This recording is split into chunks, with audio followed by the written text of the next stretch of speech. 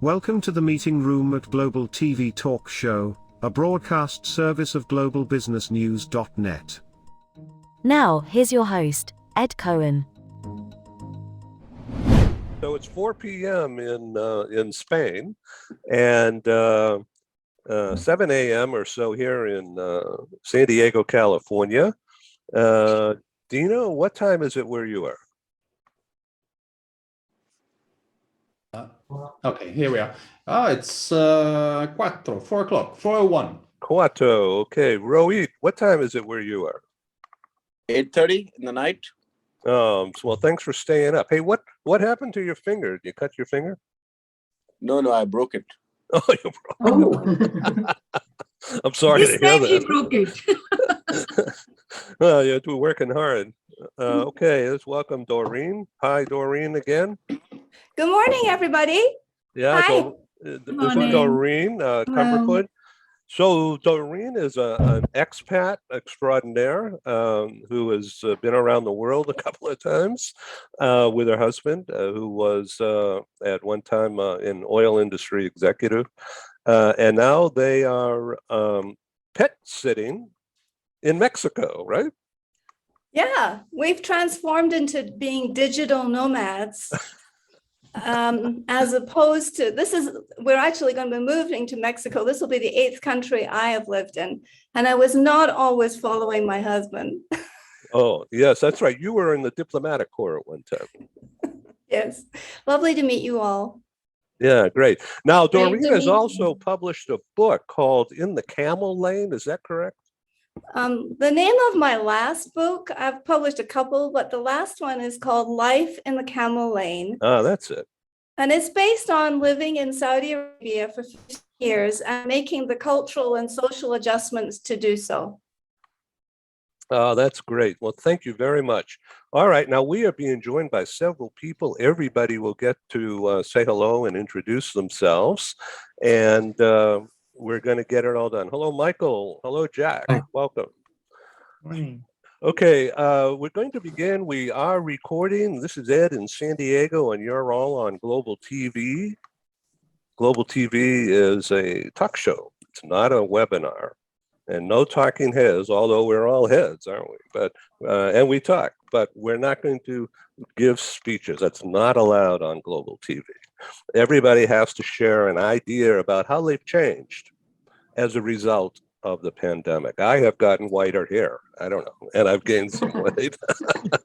And Chase, my friend Chase, has grown his beard. Before he was a clean shaven and straight laced corporate guy. And now he's starting his own business. Oh my God. So he's growing hair. Chase, what's your business all about? Yeah, it's called Adamo Education, LLC. And we're really looking at making that change, the next iteration from education, how it's been, to what it's going to be in the future. Okay, so this means that you're dealing with school systems, school districts, some parents as well, and some teachers. It's kind of an amalgamation, isn't it? It really is. We support both charter and district here in the U.S. as well as private schools around the world. It's been a ton of fun. Okay, so the idea is that you're helping some teachers and some school districts welcome parent advocacy, right? That's one aspect. So I've got several different clients that I've been working with, and one is helping parents understand what options are out there for their kids. I mean, look at what happened over the last 2 years, right? We've learned that there's a lot of options available, and now it's how do we get the parents to know which options are available, and then which option is best for my student in particular.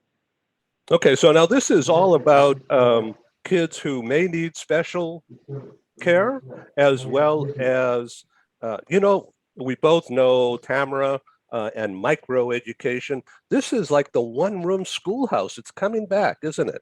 Now, how is that happening, Chase?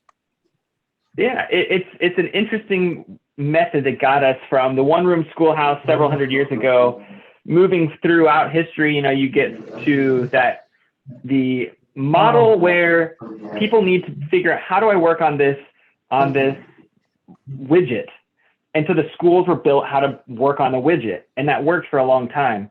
But now we're getting to a spot in history where We need that creativity back. We need that opportunity to build more than we consume, right? Creators versus consumers. And so we're seeing a big chunk of this population saying, I've seen the last 2 years what's happening in my school. It's not the right fit for my kid. And so they're finding these things, whether it's a micro school or a pod or a full-time online school that has some in-person component for the socialization. So there's a lot of interesting things that are happening right now. It's a great time to be a part of the industry.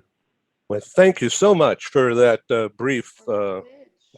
We'll get back to this, and feel free to jump in. Hey, everybody, I want you to meet Michael Piker, old friend. Mike, thanks for being on the program again. Thank you. Yeah. Happy New Year, by the way. Happy New Year to you. And you're in London, right? Yeah, I just moved here 2 months ago. From Amsterdam, right? Yes. Yeah, okay, but originally New York. So your company is called Flutter. What is Flutter? Is that an entertainment company? Yeah, we're the largest entertainment and gaming conglomerate in the world. US, you might know FanDuel or Fox Sports, Sky Bet in Australia, Paddy Power in the UK. So it's a really interesting sector. Yeah, good. Somebody has their speaker on or is talking over, so please mute yourself. You're interfering. Nazia, thank you for coming again. So happy to see you. Same here. Same here. Very happy to see you. Yeah, and you're in the Dubai area, UAE? Yes, very much Dubai, UAE. Yeah. Yeah, 7 cool. p.m. Yeah. Yeah, well, good. Thank you for extending your day. So tell us a little bit about yourself. You recently have a new position. Why don't you intro yourself quickly? Fine. So as you all know, my name's Nazia Abdul Rashid, and some of them we have already met, but for the people who are new. So I've been into this global mobility consultancy for the past 6 years plus years now. So working with names like Serva and now currently with DGRS. So one competitor to another. And previously I had in-house HR and global mobility experience that has proved to be quite helpful in my role. And now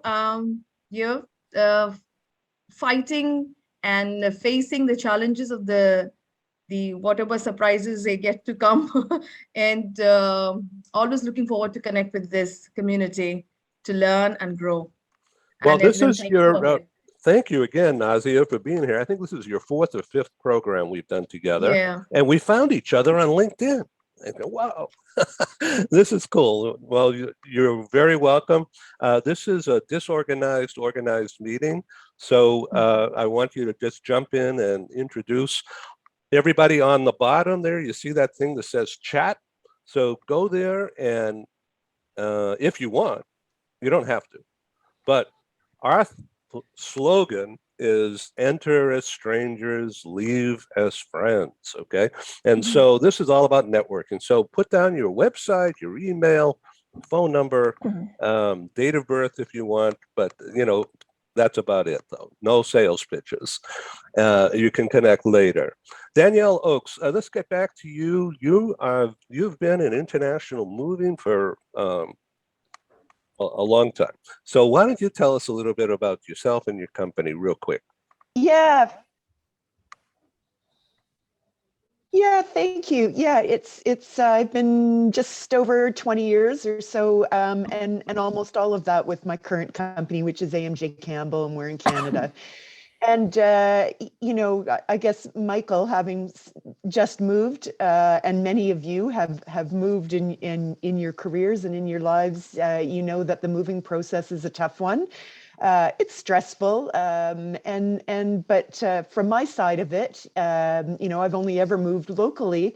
From my side of it, moving people overseas is really a unique challenge. It's a pleasure being being part of people's lives for a short period of time and hopefully making their transition a real good one. All of you have heard about the supply chain issues with containers. So for the past year and a half, we've certainly been challenged by getting containers, keeping to the promises that we've made in terms of the scheduling of shipments. Michael, you didn't move that far, so hopefully your goods just went into a truck, and though there are some issues in that regard, you probably haven't faced the significant routing or delay situations that most of our customers who are moving overseas have faced. You know, when you've done this for a long time, you get good at explaining what the situation is to customers, but there's no question it's been probably the most challenging time for anyone that's been in my business these last 18 months or so. It's a fun business, but and that's because there is something new every single day.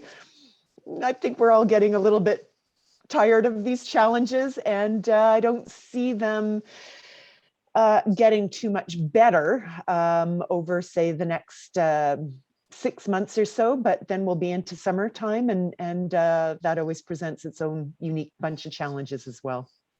Okay, thank you. Also in Canada, let's say hi to Mirella. Welcome again. Good morning, Ed. Great to be back. And I was trying to count in my head how many times I've been a guest on your show, and I couldn't remember. I think it's 7 or 8 now. I don't know. It's fantastic to see some familiar faces and some friends from Canada, and of course to meet all the new folks on the call. I run the Global Mobility and Immigration Program for a company called Zynga. 18 months ago, I did not know who Zynga was. I have spent the last 20 years working for large organizations like PwC, IBM, and Manulife, and managing their global mobility programs, and an opportunity presented itself with Zynga, who is a world leader in online video games, which personally I do not play, to run their immigration and mobility program. And I was one of those individuals who made this transition last June in the middle of a pandemic. I have yet to meet any of my colleagues in person or even set foot in the office, and really had to work really hard in a new organization to kind of make things happen in the last 18 months. Our program has continued to thrive. We've done a lot of international, but a lot more domestic movement, particularly in the US. We've done quite a bit in the UK as well. And of course, the company has acquired other gaming organizations around the world. So it's been an extremely busy year for our business, tremendous growth over the last 18 months. But we continue to be challenged with immigration delays, and also the people, you know, on a personal level, their need to disconnect and go visit family. I think that's one of the biggest challenges that we faced, is kind of the burnout that everyone, particularly in the tech space, is feeling. We're going 200 miles a minute, yet no downtime. And it's been really challenging in managing the needs of the business, and the risk of having individuals getting on planes to go travel to visit family abroad, with the possibility that they could be left stranded and may not be able to return to their country of employment. So these are just some of the challenges that we're facing. You know, we try to be optimistic about this year, but I know, as Danielle has mentioned, I don't think there's light at the end of the tunnel quite yet. And we continue to manage the challenges that are facing all of us in running our programs, managing employee expectations, and continue to stay sane in this crazy environment. Well, thank you so much for that deep dive. I want to introduce somebody special here, is Barbara Ulma. Barbara, hello, welcome. She is an expert in languages. Barbara, why don't you quickly introduce yourself? Hello, Edwin. Yes, thank you very much. Yes, my name is Barbara Ulma. I'm from Germany, and I'm a triple language master supporting busy executives with transitions culturally and language-wise. My masters are in German, my mother tongue, ESL, in French. And I love using language to help people communicate globally. Oh, good, good. Thank you so much. Now, you are a teacher, and you're a consultant, and you have a business of language training, of course. So how do you fit all that in your day? What do you eat for breakfast? my work makes me happy. Like when I am interacting with my clients, it is so uplifting that it gives me lots of energy. That's why I really love the global opportunity that we can go 24/7. Good. Now I want to introduce you, Barbara, to a friend from Athens. Maria, welcome. Hello all. Hi. Hi, Ed. Hi, my Lovely to friend. see you again. Nice to see you again. And Dino's on here somewhere. Where are you, Dino? Say hi. Dino, I saw him. Yeah, Somewhere. I'm Rashid Okay, is great. there. Preeti is there. I mean, I see a lot of Yeah, friends. yeah, good, good. Okay, so Um, what's happening in Athens? wow. Well, first of all, Ed, what I need to say now, listening to Mirella and to the rest of the people here, what is amazing is that even if we're all everywhere in the world, what I see is that the challenges we face and the way we see how things are similar. Like, I feel that the people who are actively working and actually having a company or working in a company, they just have so, like, their everyday life has suddenly, how can I say, you have so many things to do. You have to really put down your priorities in order to be able to have an equilibrium between work and personal life, and you know, like, it's overwhelming, all this COVID thing. I think that COVID really accelerated this feeling of overwhelmness, and I just wanted to tell you and confirm that here this is the same, but I have some good news to share, that in Athens, our product, our country, if I can say product, is going well. Like, we see growth rates in our GDP. We see a lot of investments. We see a lot of efforts from the government to digitalize. So we feel that the past big economic crisis that we have all felt, that it's, well, I cannot say behind us, but I can say that there is a small light in the tunnel, maybe. I mean, that's how I feel. So yes, also we're looking forward to the summer because of Me too. Yeah. Right. Okay. So I want to make sure everybody gets to know each other. So if you haven't already, send a message in the chat with your website or a LinkedIn page. Inigo, welcome. So Inigo by Cortex Languages, you ought to meet Barbara. Barbara, this is Inigo. Barbara is nice to meet you, in Houston. Barbara, and the rest. And Inigo's somewhere in Spain, north of Madrid, driving around with family. Exactly.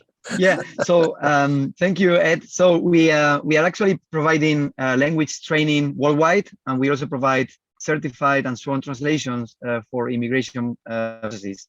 And one of my intentions for this year is to understand better how the human brain works.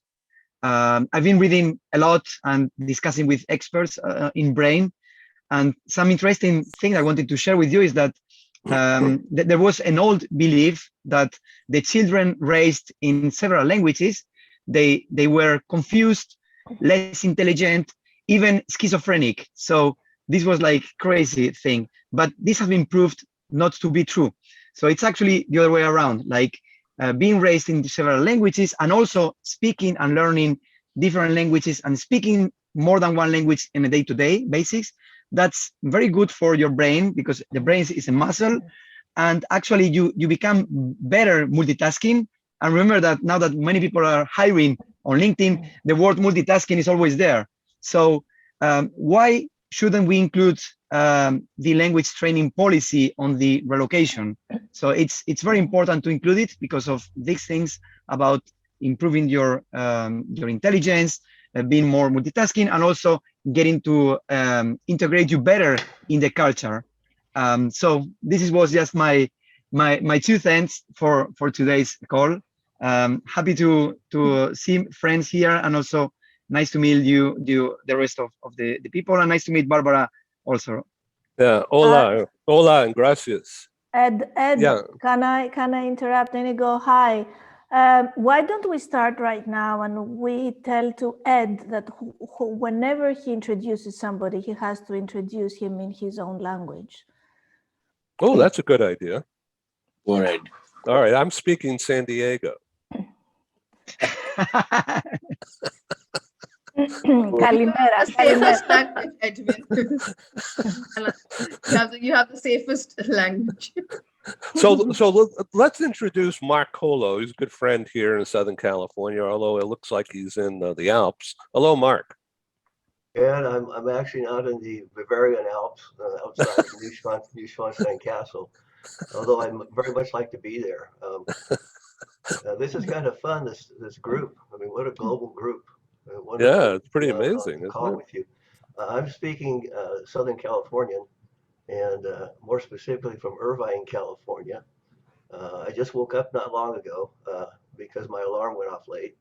So, and you're actually seeing something that is probably the first time you've ever seen it before. I'm actually a Parkinson's patient. I had Parkinson's for the last 14 years. And I'm just coming off of a 3-week quarantine because my entire family of 5 got COVID-19. Oh my God. And I can thank my brother-in-law who came by and stayed at our house on Christmas morning. Oh. So it didn't start out too well for the new year, but I'm thankful to be speaking. I'm thankful to be here with Ed, and I've enjoyed our medical series that we've created. Well, Mark Colo is a co-founder of FindNeuroHelp.org, which is Parkinson's and MS and ALS and Alzheimer's. Did I leave something out? MS? Yeah, MS. Yeah, we had Dr. Barbara Geiser, who's an immunologist on our talk show. Yes, So, help with stroke and concussion. Yeah, Mark and I, mainly Mark, and I've just been the producer here and host, but it's his thing. He's introduced me to these world famous scientists, doctors, all of them, who are working on the brain and the impact of COVID on the brain, the impact of age on the brain, and the impact of the vaccines, like them or not, on how they work internally. So we've had talk shows on the medical stuff, but they've been in plain English. And this is the top quality of the people that Mark Colo has introduced me to. And so together we have produced 4 or 5 shows now, I think, called Medical TV. And we have a new one coming up. Who is this new doctor that will be on our show? We have Dr. Jean Loring coming up. She actually has been a forerunner in developing stem cell cures for these diseases, a number of different neurological diseases. She's very well thought of in the community. She's very well connected, and she's just a delight to speak to. So we've got her tentatively scheduled for February 14th to be on our show. Yeah, well, that will be a Valentine's Day present for us all. Oh, yeah. Yeah, okay. So thank you, Mark. We'll come back. I welcome you to jump in and introduce yourself in the chat room to everybody. So I want to introduce some of the sponsors that we have. Can't do things without sponsors these days. It's not my policy to never charge registration, always free to be on the talk shows. We want the world to be on our talk show, and so why charge? But we can't pay our bills unless we have sponsors. And so we have some sponsors with us. And one of them is Barbara Ulma. Thank you very much, Barbara. And then another one, Mark Colo, you just met. And Rohit Kumar, thank you very much. And also Preeti, thank you very much for being a co-sponsor. So co-sponsoring is not expensive, but that's the end of our sales pitch today. So Dino, what's happening in Italy? Is it opening up for you? Well, it was. We had a pretty stable Christmas, but the pandemic is coming back. So this weekend, we're actually, it's a holiday this weekend. It's the Epiphany. there's a bit of a story about the Epiphany, but in Italy, it's more a holiday for the kids. You get a sock for, if you're good, you get a sock full of sweets. If you're bad, you get a sock full of coal. So guess who got a sock full of coal? I did. So I'm also interested about the brain because one of my New Year's resolutions, last year I got married during COVID. So Inigo, I'd love to speak to you about my spouse's brain, but you know, I don't really want to say that while she's here. So maybe we can pick up afterwards. But and then this year, you deal with what you find out then. Huh? Yeah, I'm still trying to figure things out, but I know I know it's not a simple task. So, and this year, because we really didn't know what the hell we were doing, that we wanted to do in going forward in life, we actually going to unroll a new company called Bespoke Relocation, and which will be run by the wife, and we're actually looking at more of services in property management. For those who buy property in Italy, we manage it, and also in the traveling sector of holidays. And she's actually picked up a management of a mini resort in the south of Italy. So we'll be rolling that out as well. For those who like to go on holiday in the south of Italy, you know who to call now. So okay, we'll all have a conversation in person one day, right? Okay, so I want to make sure we have enough time for everybody here to feel as if they're doing well. Tara Hagen, if you want to jump on and say hello and tell us about tax, that's cool. Rohit, let's go to you.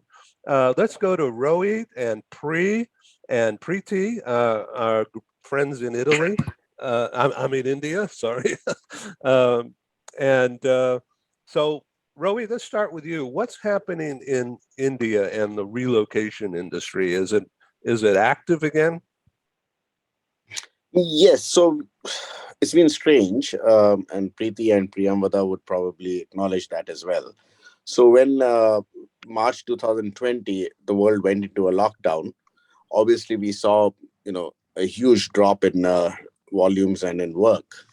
And then it started to come out in October, November of 2020. And then we saw this terrible second wave in India, which, videos of that have been shown across the world with mass cremation, etc.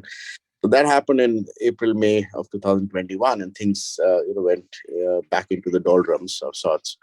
But then again, then we're again seen a recovery now, starting October of this year, of 2021.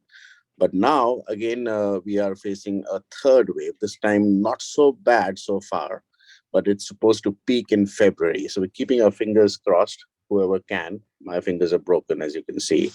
But yeah, well, hopefully, a lot of lessons have been learned by the government of India and of governments of various states of this country. And they're kind of, taking preemptive measures this time rather than reactive measures like the last time it was. So we will probably, come out of it well, in all probability. And I'm still traveling in this environment. Pune. In fact, I'm going to be in Pune on this weekend, Preeti. So I'll give you a call. Good, Preeti. Thank you for doing this. And what's happening with you? So as Rohit said, it is strange. I will add some good news. So while the good news may not be directly associated with relocation or destination services, what we have seen is a bounce back or a revenge business that's happening. So the traveling, the tourism, holidaying, everything is up. India obviously had Christmas, Diwali, Christmas, 2 months back-to-back holidays. Kashmir, the north of India, was full of travelers 2 weeks ago, until the government actually had to start putting barricades and dissuade traveling. But India has, we have so many transactions in real estate. There's a lot of investment coming in back into the country, a lot of investment into startups. So now India is ranked third. We've overtaken UK. So we have 54 unicorns in India now. So, so there is a silver lining. I would want to believe that the silver lining becomes gold soon. Where relocations are concerned, it's not as people are not as cautious, or rather they are not really stopping the business. We are having inquiries. We have people, in fact, as we speak tonight, 3 of our clients land from Amsterdam and Dubai. They are ready to go into quarantine, but they would want to get back into work. They would want to get back into business. Families are not traveling, so we are seeing reduced housing requirements or schooling requirements. Because the schools are shut, it doesn't make sense for kids to travel to India anymore. It's online schooling, or kids are not getting transferred to India yet. So those changes we are seeing. The uptake of service apartments has increased considerably in almost all cities because rental accommodations are not required. So we are seeing those changes. I'm a visual person, so the way I see the whole scenario is it's almost like what happens in an entrepreneur's life right now. So the first blow came in, and obviously we were like really taken aback, and everyone just kind of retrenched and went back home, shut the door, shut the windows, and we just didn't do anything. And the second wave came, and we were able to take the blow. Yes, we fell, but we got up. And in the third wave, it's high, it's hitting. But people are now not buckling. We're out there. We're going to work every single day. We're fully vaccinated. We are following COVID appropriate protocols. I was in Delhi 2 weeks ago, in fact, for a client meeting. So we are traveling, yes. We're taking all the precautions. So it's tough, but we are not letting go of it anymore. And I think that is a confidence that a lot of other people are also getting. India has started vaccination for kids as well. In one single day, we did 4 million vaccinations for teenagers. Wow. So, so those are the numbers that we're talking about. Thank you. Pri, thanks for doing this again.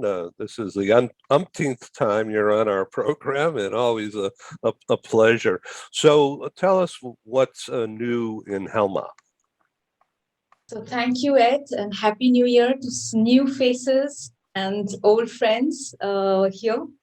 Ed, I would like to thank you for having me over again. And I must say, it's a pleasure being on your show. You're one of the few platforms where the guests are really from a very diverse background. We don't see that often. And it's really, I really appreciate being part of this diverse group of, people from around the world. As for me, at Helma International, it's been a little different, my point of view from Preeti and Rohit, while we are all in India. Rohit and Preeti truly specialize and have a focus on expatriates coming to India, whereas in my department or in our office in India, our focus is on Indians traveling abroad.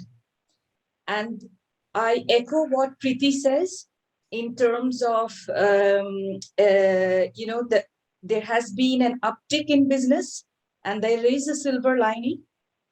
And I think it has come partly from this global change in governmental policies. For a while, we noticed that governments were becoming more nationalistic in its immigration policy. I think somewhere with the pandemic, they have really felt the skills shortage, whether it has been blue collar jobs or white collar jobs. And I think this has opened up or made it easier for Indians to travel abroad. So we are seeing large number of applications for Indian assignees traveling abroad, which has been good news for us. And other than that, as Maria said, in Greece, I think somewhere a lot of us from the mobility industry have faced the similar challenges. I think it has made us, pause and think about our brand, where we want to go, what we want to focus on. And I think and I hope that this year is truly about sustainability, diversity, equity, and inclusion, because those are the key factors that will help us in the long run, rather than always thinking about revenue. I think that has, these were the highlights or takeaways from last year, which I hope will be implemented this year.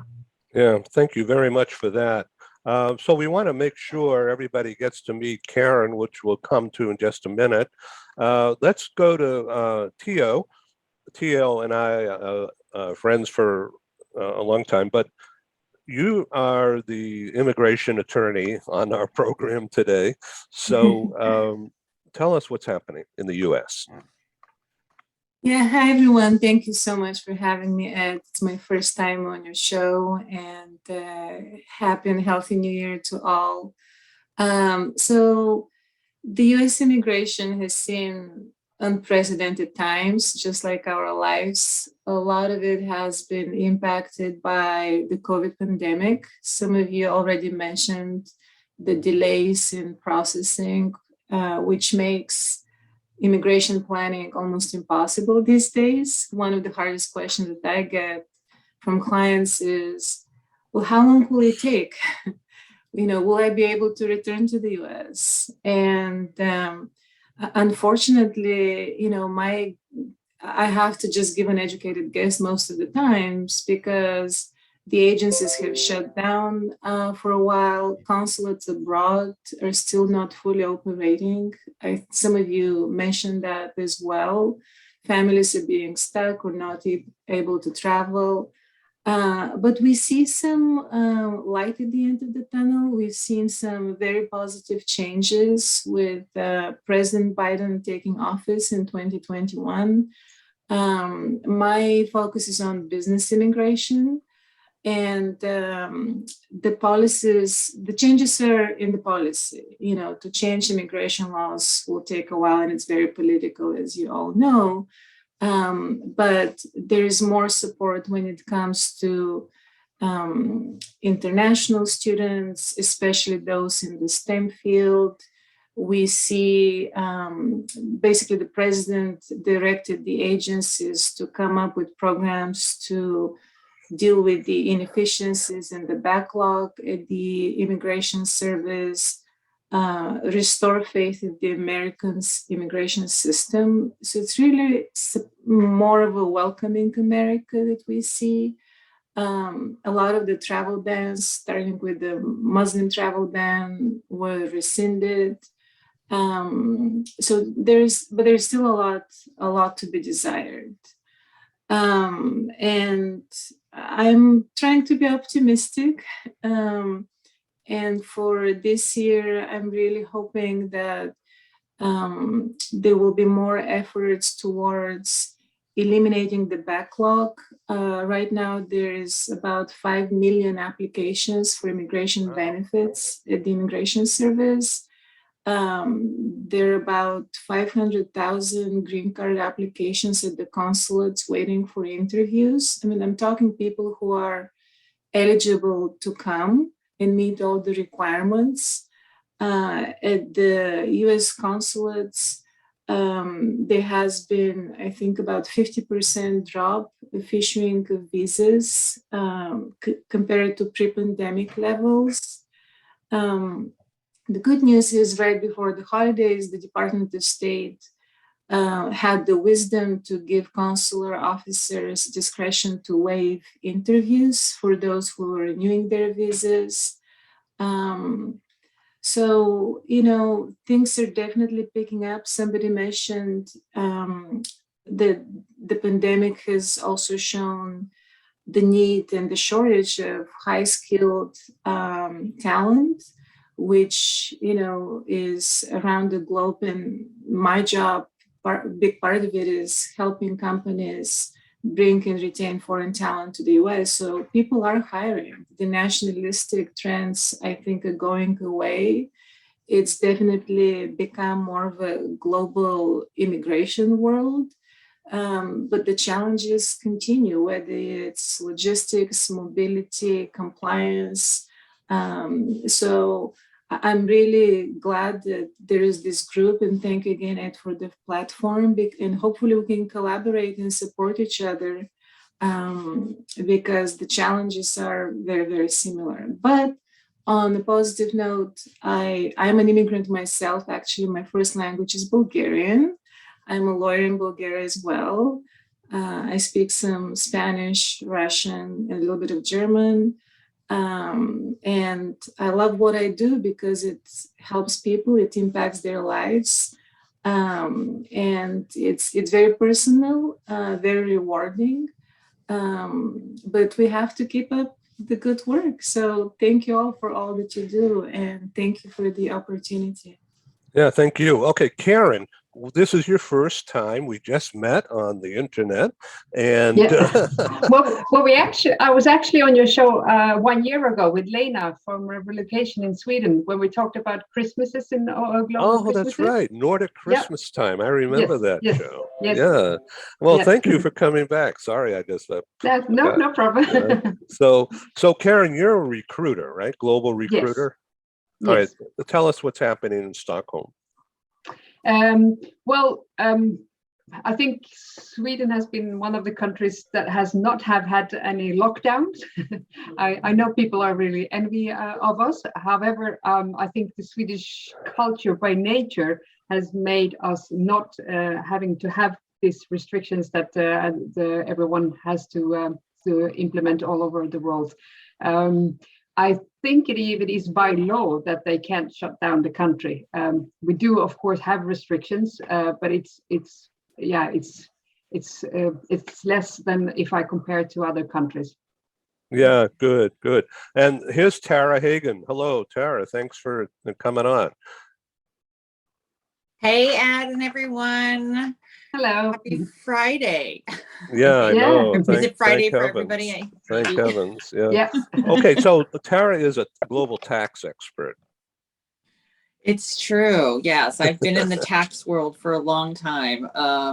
And it's the start of the new year. So not everybody starts their tax year in January, but a lot of countries do. And so we're looking at updating new tax rates in all of our systems. There are some tax law changes, tax rate changes in the US and the States and presumably around the world as well. So it's a busy time and fun time of year. Yeah, great. Okay, now let's go back to, before we do that, Lily. Hi, Lily. Welcome. Thank you so much. From Quebec City, and you are involved primarily now in vacation rentals. Is that right? I'm involved in many things, and talking about the pandemic, it's very interesting to hear everyone's perspective and challenges and resiliency. I was involved before the pandemic in vacation rental. I had a property that it was my own, and it was something that I managed. I sold that, and then I moved to Quebec. It was supposed to be temporarily, but then the pandemic happened, and I am still here. I'm from Italy, originally born and raised. I lived in the States for 10 years, so I understand a lot of the complexity, challenges about immigration. I'm not Canadian, but because I have property here, I've been here, and I've done my taxes here for 10 years. So the biggest challenge for me with the pandemic, it's been not being global, because that's who I am. I'm an expert. I wouldn't call myself a digital nomad. Right now, I do several projects. One is I'm selling fractional ownership with a company in, they're American, Viaggio Resort, but they have a project in Abruzzo, Italy. They're restoring palazzo, a palace from the 17th, 18th century, and we're selling it as fractional ownership. I just started in November. It's commission-based, so it's not so glamorous as it sounds like, meaning I don't get paid unless I sell. And then I also started my own consulting business for women that are child-free and single, like myself, by circumstances, like myself, or by choice, which are two different demographics, but there is a connection between them, or so I believe. So I'm trying to put them together. And I have a group on Facebook called We Celebrate Us, specifically for women that are single without children. The reason why I started that, it was a passion project, because as a global person, as a traveler, all of a sudden I found myself not being able to travel. And I found myself having to reinvent myself. And so I did that to connect with women that were similar to me, similar to my life journey. Yeah, and so I'm doing all these things. And I think my biggest message would be resiliency. Like, I had health problems before the pandemic that unfortunately now they're not being addressed. I mean, I'm trying to address them, but the system is lower because obviously we have to take care of COVID, and and on the positive side, I became more entrepreneurial, more resilient, more aggressive in a way that it's just like you try to make lemonade out of lemons. And I think it's possible because you see people, like I remember meeting this guy in Toronto online. He quit his job, which is something that happened a lot during the pandemic, whether because you have to or because you choose to. And he created his own online training videos where he helps people that are sedentary to move. Because we are not, we were, or we still are in a lockdown. And so to me, the capacity to switch the brain to our own focus on what we can do. Obviously, we have to follow the rule. We have to continue to live in a system that, in my experience, is more complicated.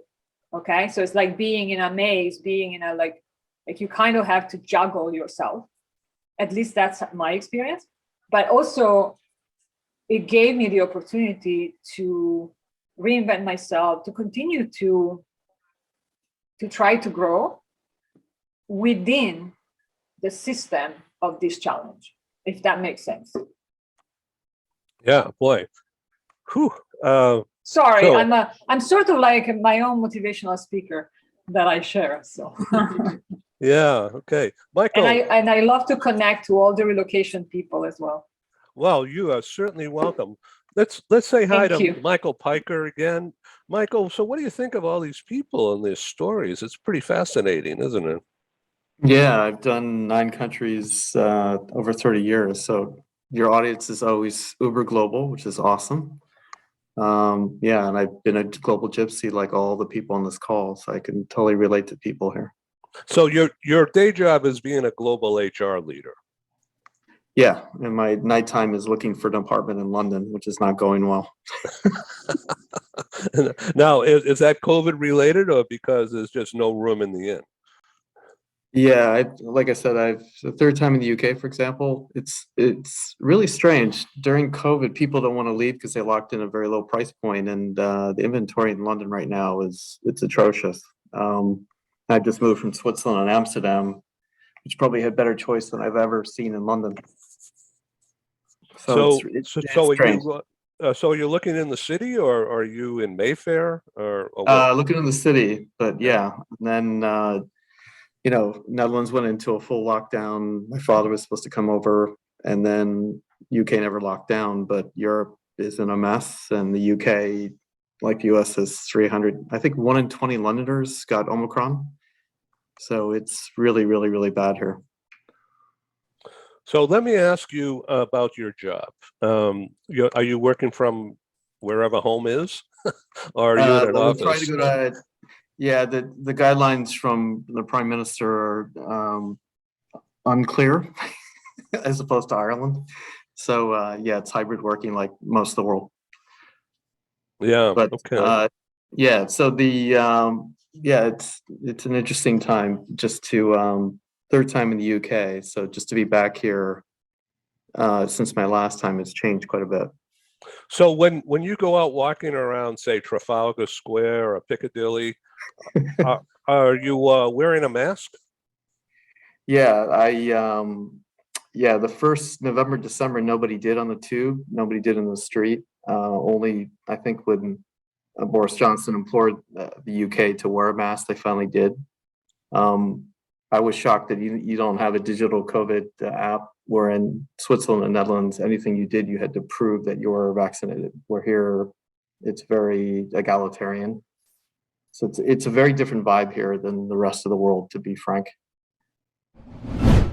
We are pleased to welcome Adamo Education as a proud sponsor of Global TV Talk Show.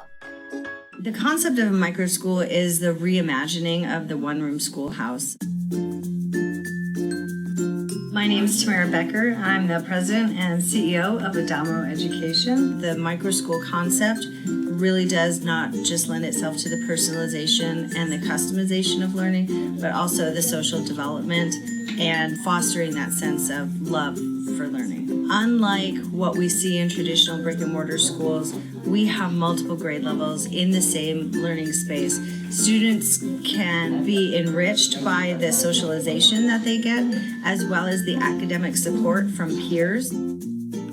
What differentiates Adamo is the fact that we are taking the best pieces of brick and mortar, of digital, and then at-home learning. Students here can come 5 days a week. They can come 4 hours a day. It will really just depend on what is best for the student and for the parent. To enroll, just reach out via phone, text, or email, and we'll have that personalized conversation, and we'll be able to get you all set. Check us out at adamoeducation.org.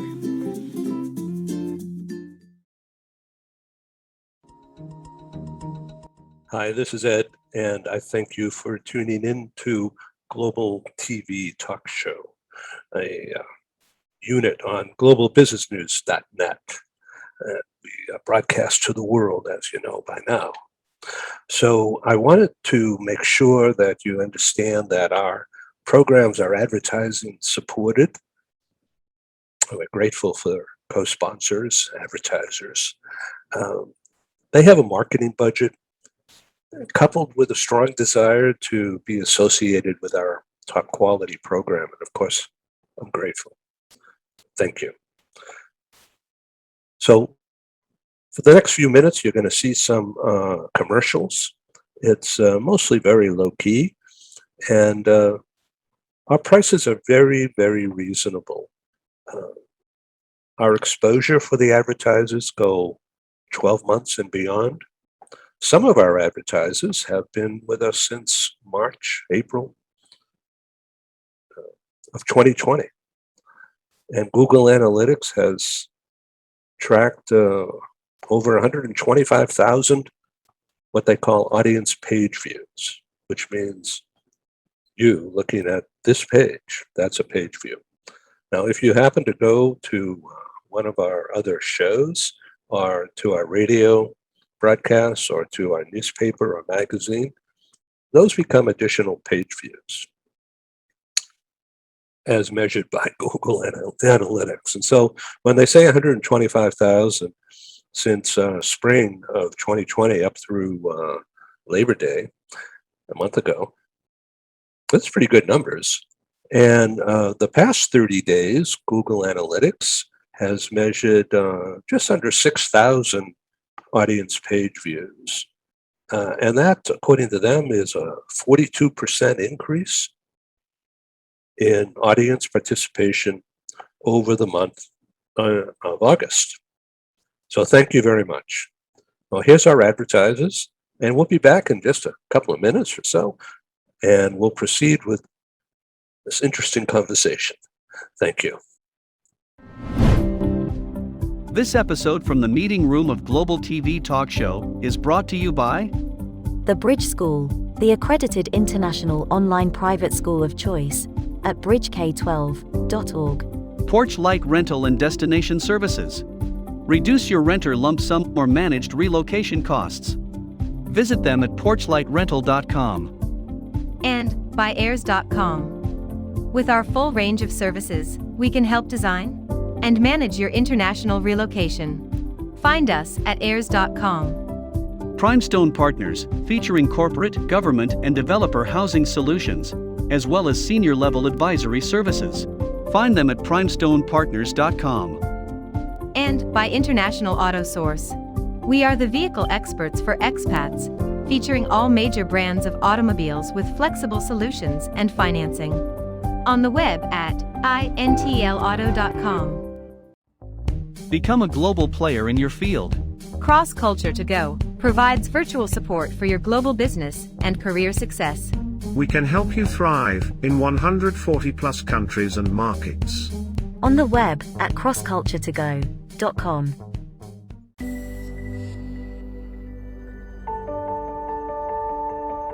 Something that's really neat is that the Bridge School partners with various organizations to provide learning for their students. For example, we partner with a major ballet company, and we are able to enroll several of their students into our school. So now not only is the student able to participate in a school and have a seamless transition while they're very active in their ballet career, but now they have other dancers that are with them that are doing some of the same courses. So it's almost becoming a camaraderie where they're taking similar courses, they're working together on their ballet, and really being able to form this great partnership with these organizations to provide a needed service. A lot of times there are student athletes who will spend hours and hours at the gym or at the basketball courts, wherever it is. And if they're attending a traditional school, they're in school from 8 to 3. They get a quick snack, and then they're at the gym for 3 to 4 hours in the evening. Coming to us and having that partnership, they're able to break that up throughout the day. They can have a morning practice, get some schooling in, have an afternoon practice, finish their schooling in the evening. So there's that flexibility. And additionally, if there are tournaments or performances, it's fantastic because if there's a week where they have shows straight through, they can take that week off of learning and then pick back up when they're done. So it offers this great flexibility. And for the program owners of these sports leagues, it is a win-win situation for them because they see this need. They see this need that their students need to make sure that they are obtaining the grades necessary to be successful adults in our country and in other countries. But it provides them an environment where they can be successful at both.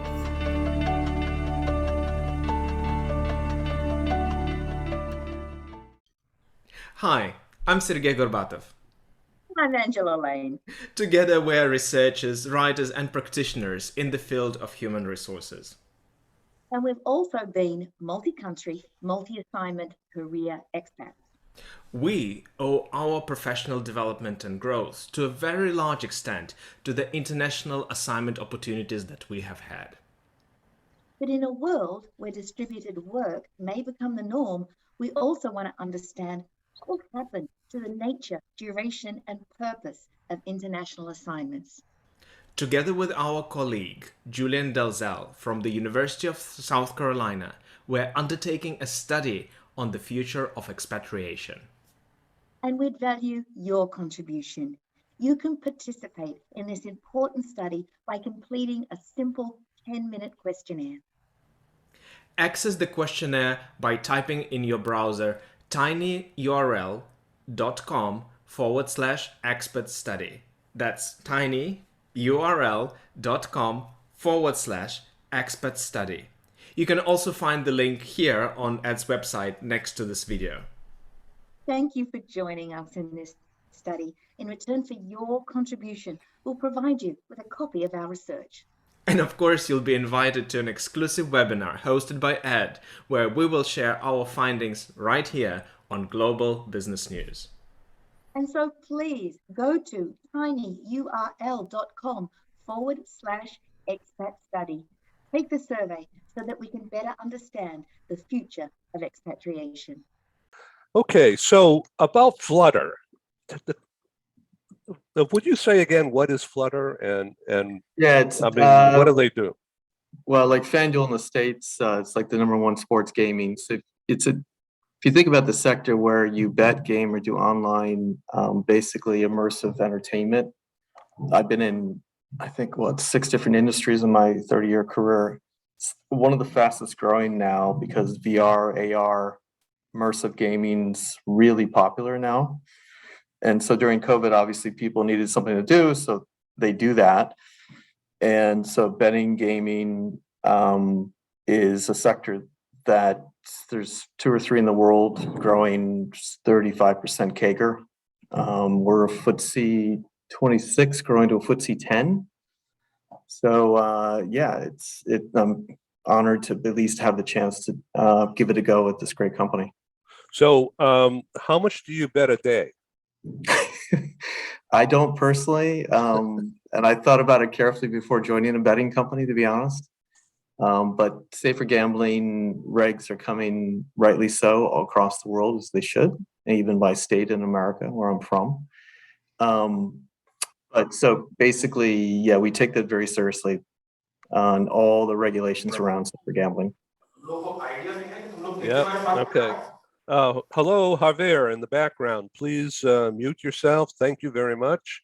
Michael, about gaming, it's just coming on in America, bigger time with football and baseball, but it's not going to get, probably, I don't know, it's not going to get to the point where, say, I would, and I'm not a doer in this respect, but I'm watching, that, okay, I'm going to bet that the next pitch is going to be a curveball. Oh, no, it's going to be a slider. So, I mean, that's addictive when you get into that microcosm, isn't it? It can be. That's why there's a lot of safeguards, but you'd be surprised. Immersive AR, VR gaming, I mean, Major League Baseball's a sport I love with a passion, being an American, obviously.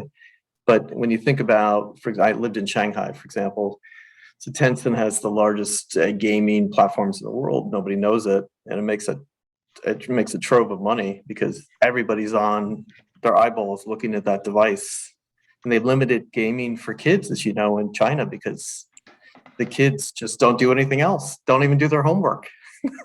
So you have to put real guardrails around time, attention, money, credit, putting limits on people putting their money in. So the regulators are rightly pushing our industry to put very strong safeguards in.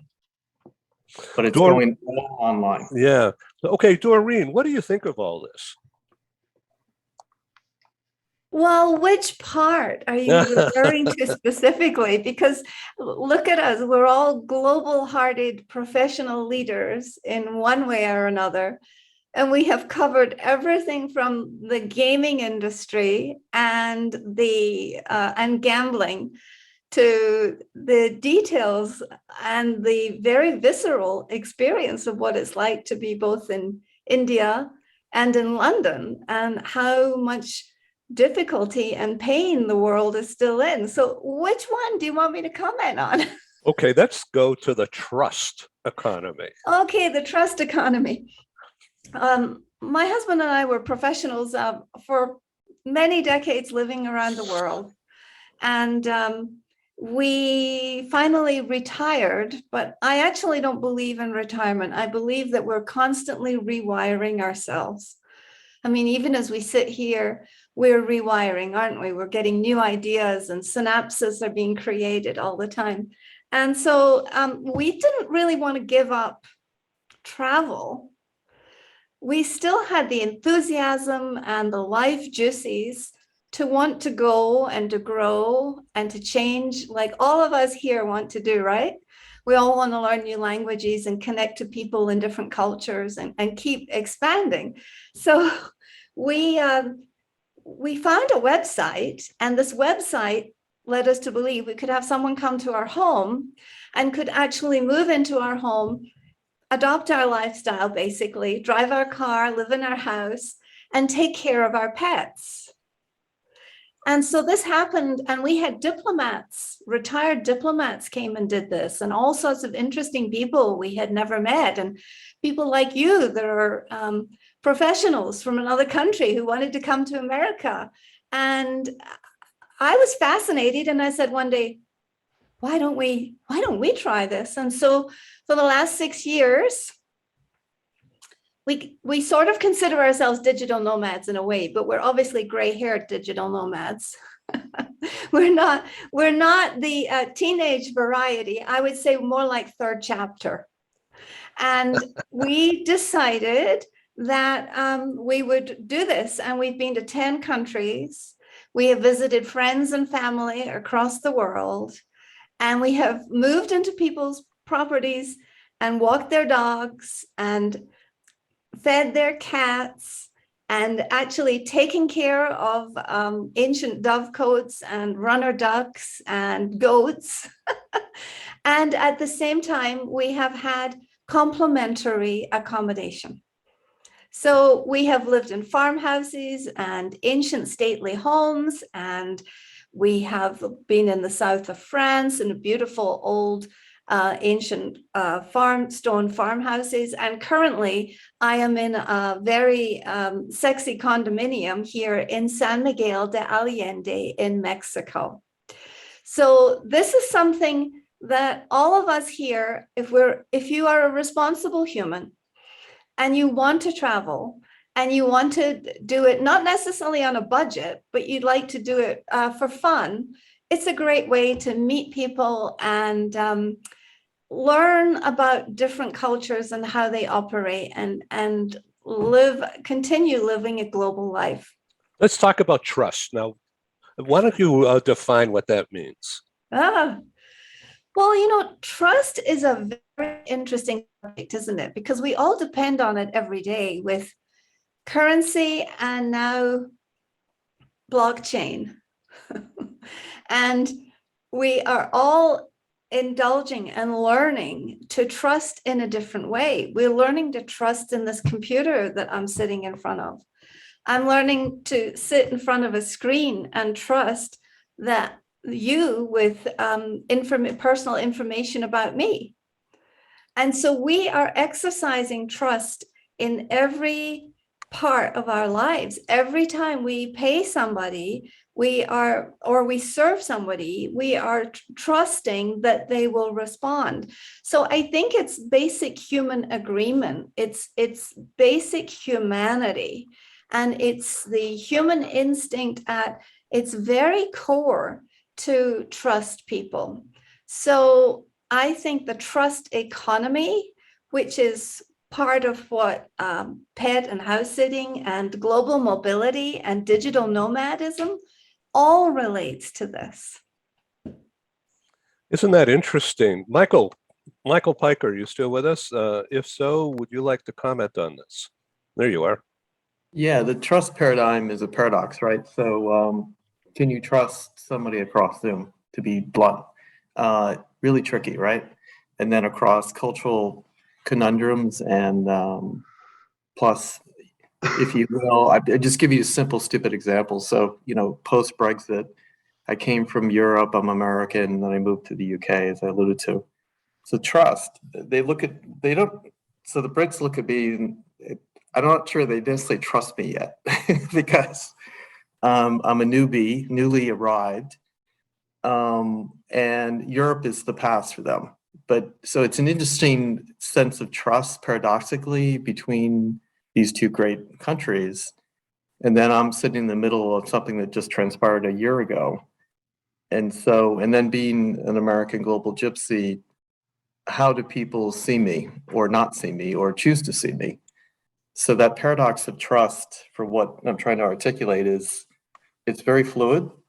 And so if you think about culture shock, it's like culture shock on steroids during COVID. Let's go to Dino and Maria. Would you like to join this conversation about trust? Maria, I'll let you go first. Well, yes, I totally understand what you're saying. I mean, I like what you said about the COVID and steroids. Anyway, trust. How do you build trust? Is that the question, Ed? Yeah.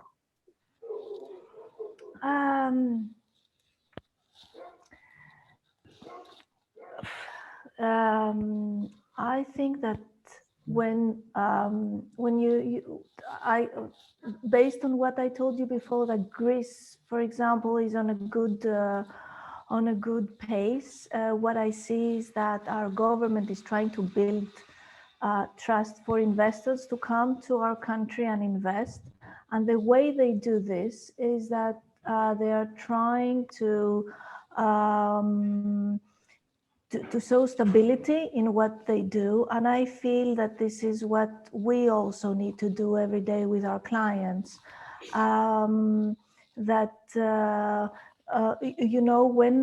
Especially when how things are now in our days, when a client comes to you and they want you to settle them in Greece, at the beginning, because there's so many different people and with different backgrounds, and they come and they don't know where you're coming from. If whatever you say, you go back and you remain stable to what you say, and you show that you're interested about their needs, there is where you build trust. Does it make sense? Yeah, Dino. Well, someone who just got married in a pandemic, trust is a big is a big word. So I think I've passed already on that. If we look in the Italian word trust, it says it's called fiducia.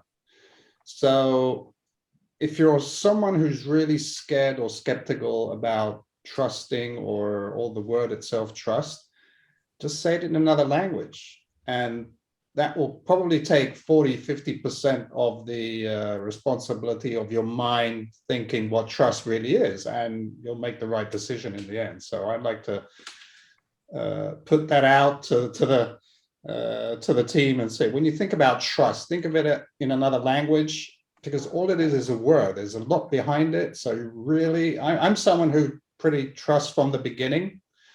So that's how sometimes I handle it. And then some cases you have to trust someone at a certain point. So let's not give this really difficult emphasis on the word and maybe call it something else and get on with it. Let's go to Rohit and then Inigo and then Lily on this topic.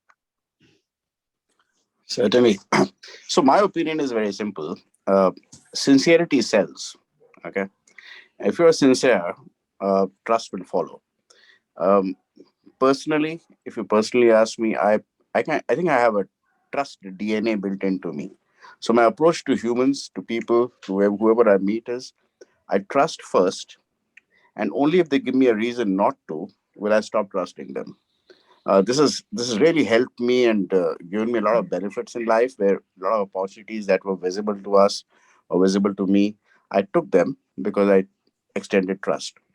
However, I must also add a caveat here. I've been taken for a ride a few times as well. So it works both ways.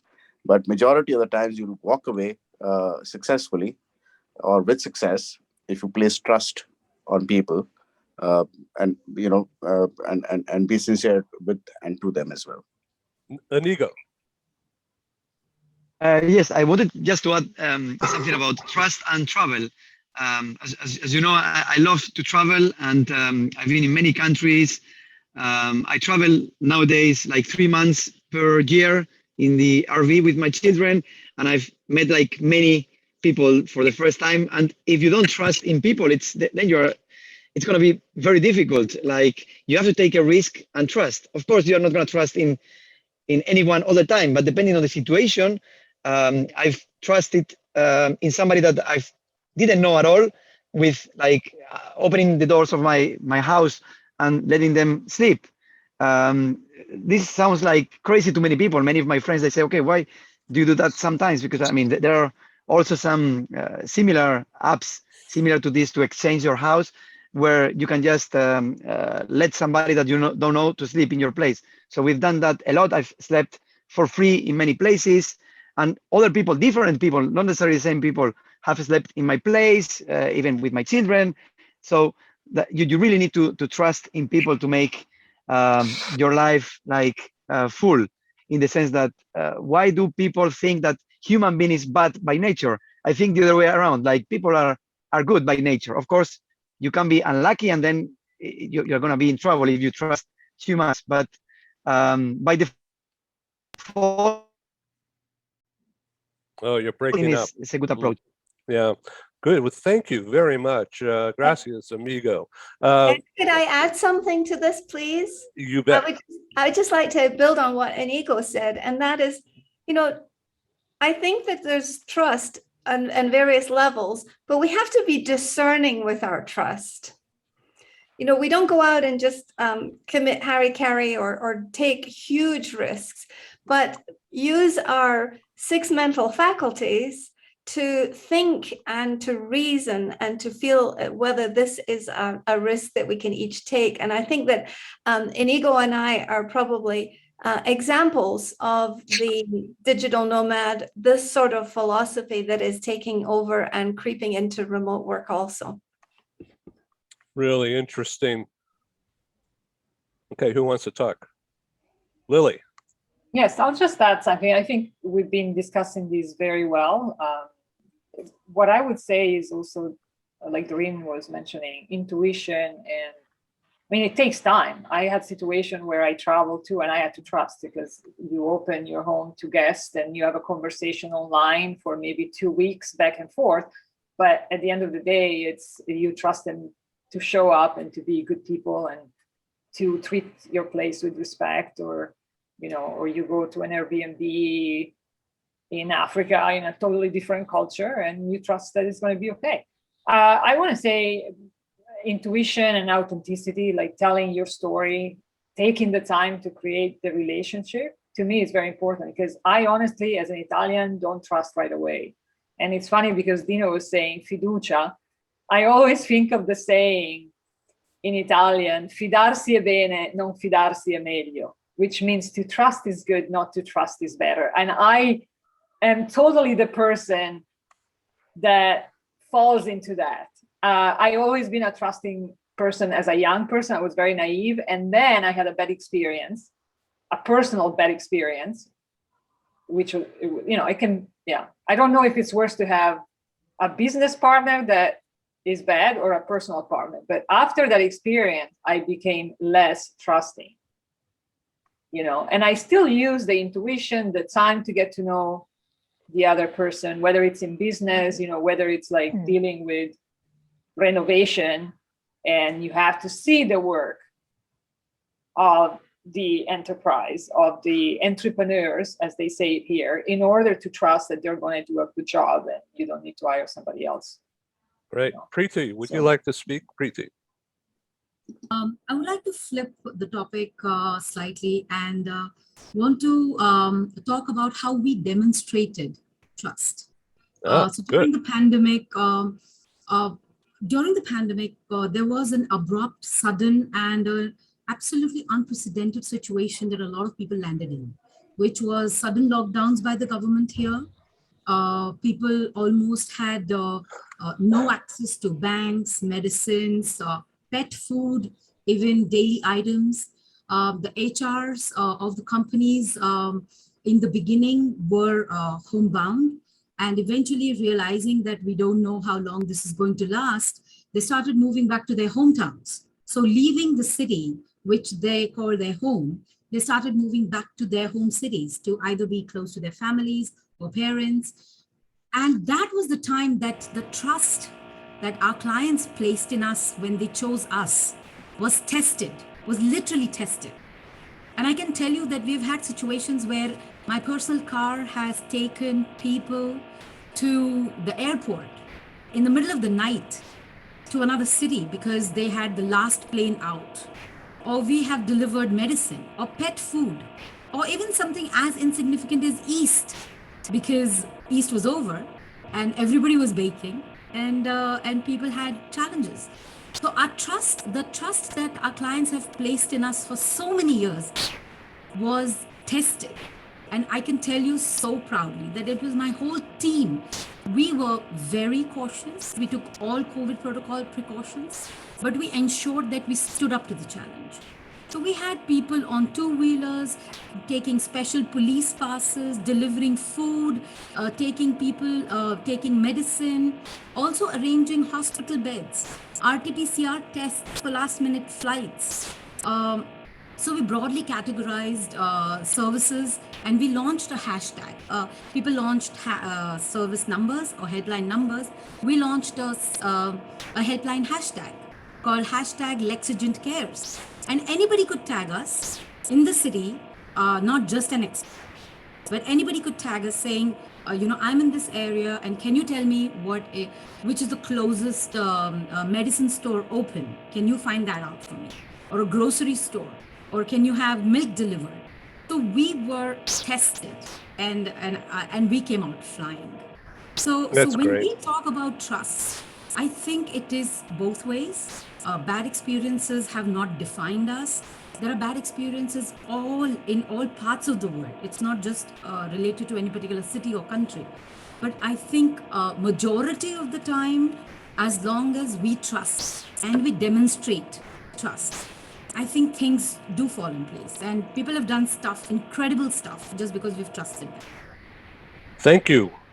This is really good. We are having a sound problem. Can you all hear that? Okay, it seems like the sound has ended. All right, thank you. We're going to continue for just a few more minutes. I am expecting at least one person to join us in just a moment, but they have not shown up yet.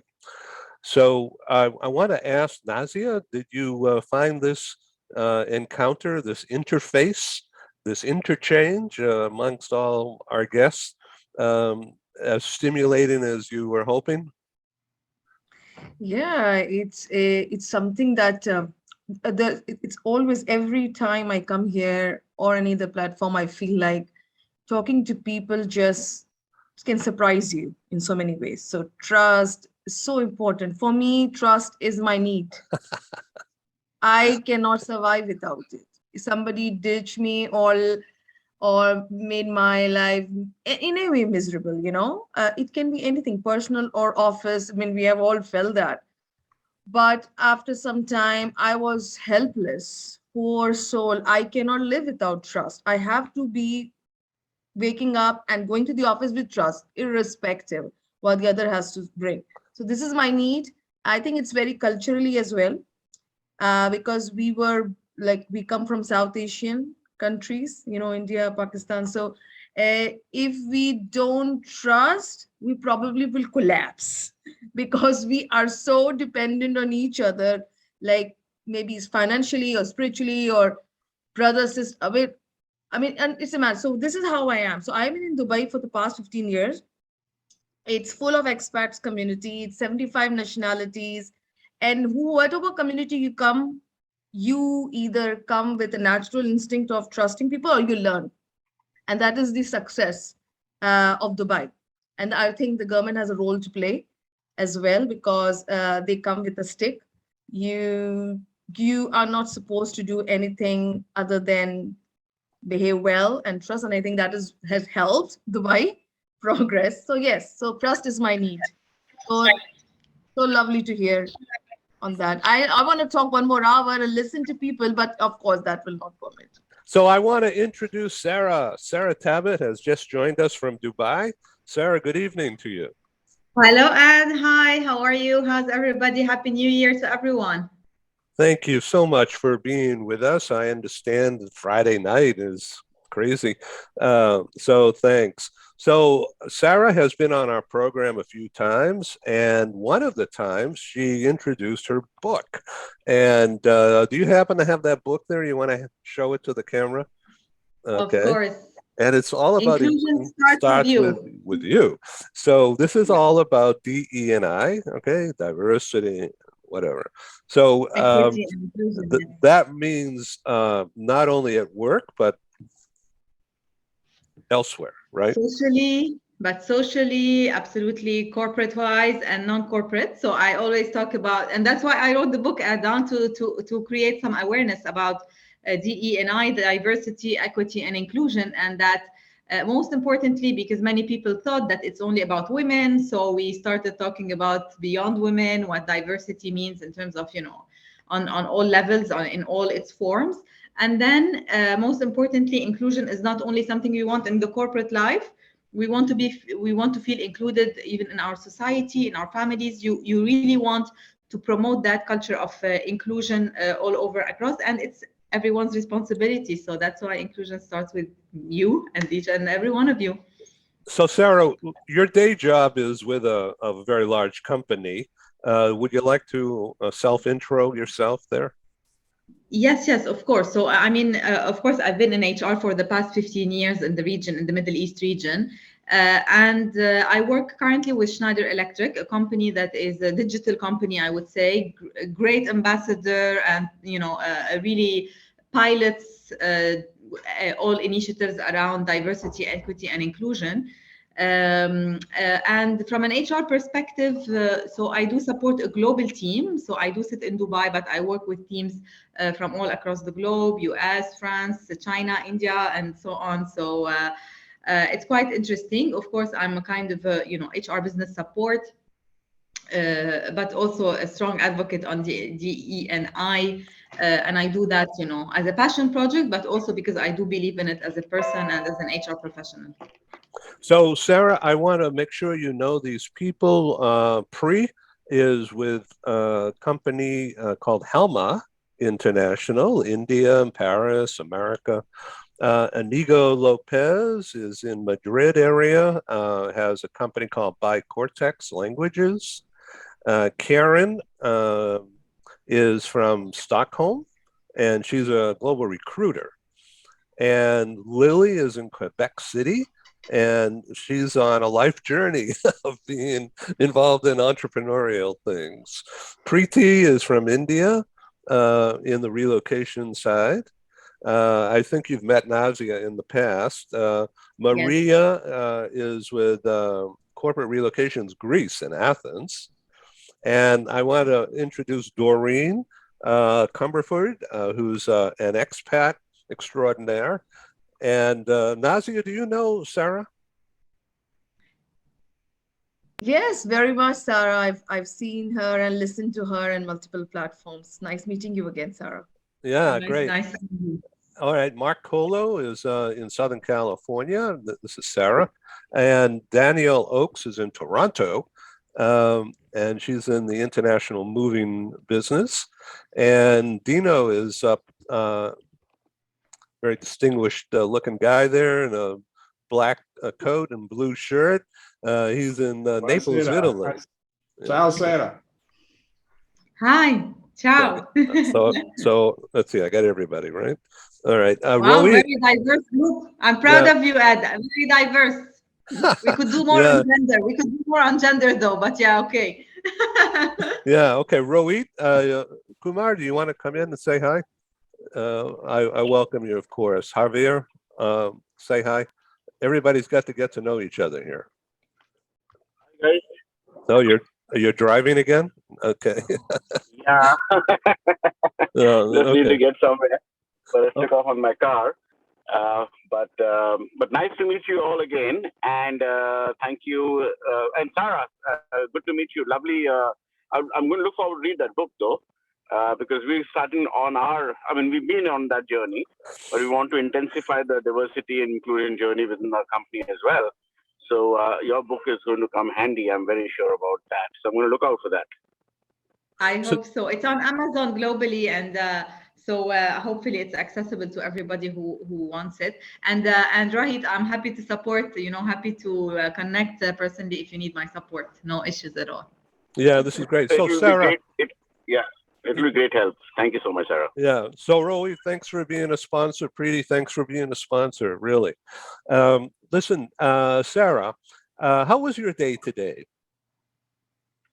It was a busy day because you know what? I'm not sure if anyone. I haven't heard that any one of the team members today or the peers are based in Dubai, but it is the first time ever that Friday is not a weekend anymore. So Dubai, effective January 1st, has changed its weekend to Saturday and Sunday. So today was actually a super busy day, work day, normal working day, and being also in a global role, you have to work on different schedules. So it's been a busy day, but yeah. So we were efficient. going to have another person from Dubai join us, Rohit Manuka, who I think you know, a leading HR guy. But he called in and says everyone's going crazy because this is unusual being a work day, and he was still working, and he didn't. He said he's apologizing up and down that he can't make it. So I'm really glad that you found some time here, and thank you for. It is a bit confusing for us still. Huh? We're just a little bit confused coming after the vacation and having a long. I completely agree, Sarah.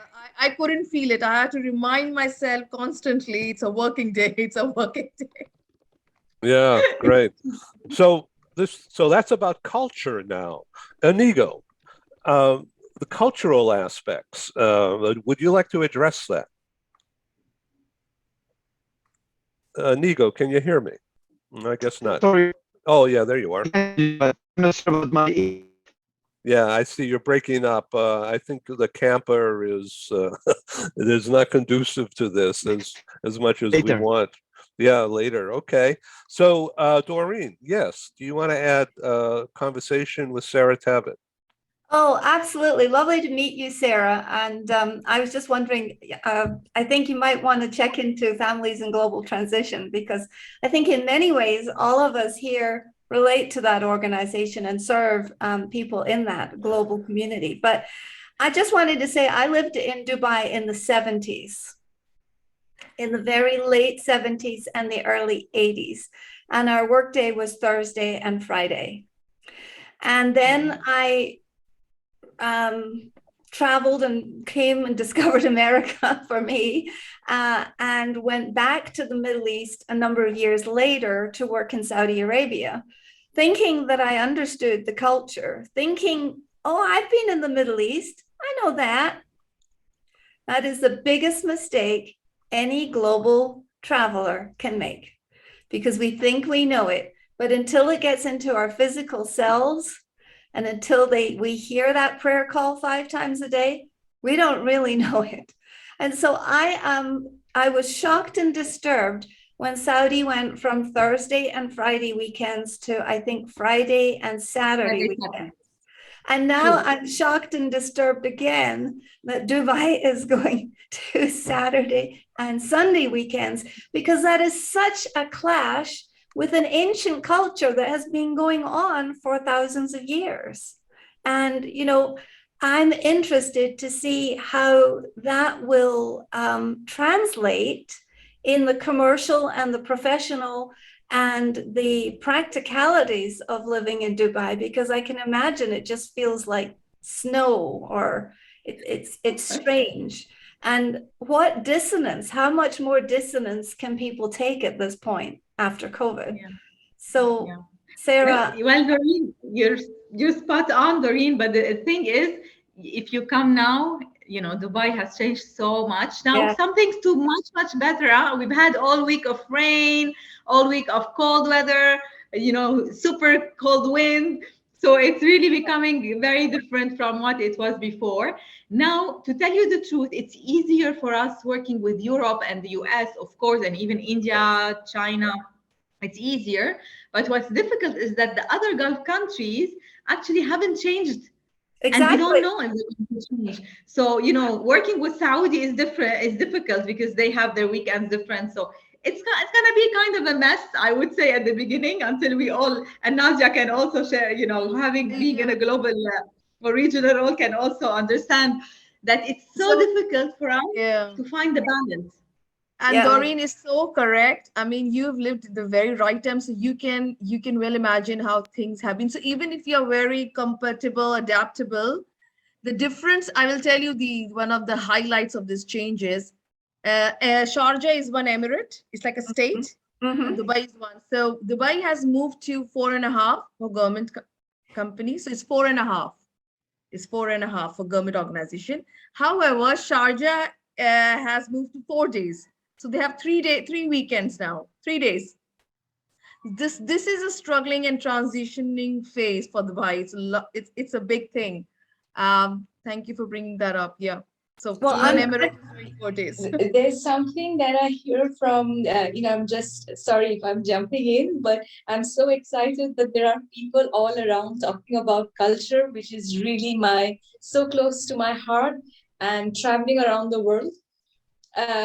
There's something that always surprises me, that in this era of technology and easy information, where you can read and see about another country before you travel, you are never really quite prepared till you reach. It is something that is so personal, and you have to experience it firsthand. And even in our global mobility, Sarah, you must be knowing, working in the HR, there are so many companies who try to do cross-cultural training as an e-learning program, and I don't see how that could possibly work without a one-to-one, face-to-face training with somebody from that culture. So I think culture is something that really is so personal and intangible, that rises above technology.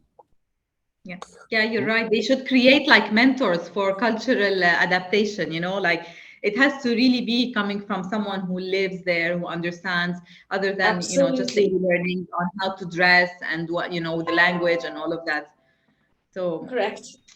Hey, everybody, we have to come to a close, although I don't want to, but I have another broadcast coming up.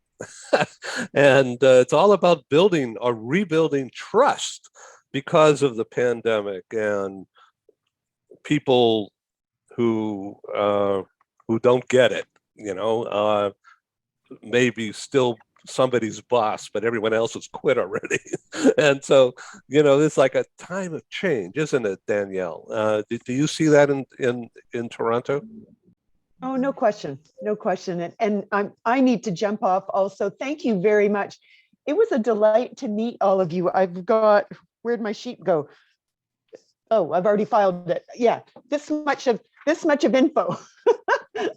And I will be in touch with, yeah, exactly, Karen. And I will be in touch with many of you.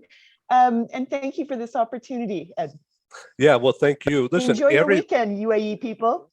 Everyone will get a copy of the program once my partner Paul does his magical editing and adds in some broadcasting stuff. So it'll be a few days. Rohit, thanks for being a sponsor. Preeti, thanks for being a sponsor. This is great. It makes the world go around.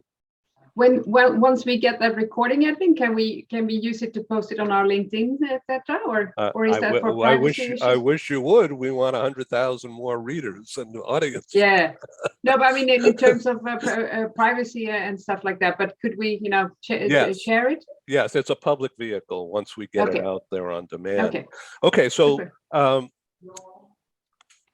globalbusinessnews.net is our holding group.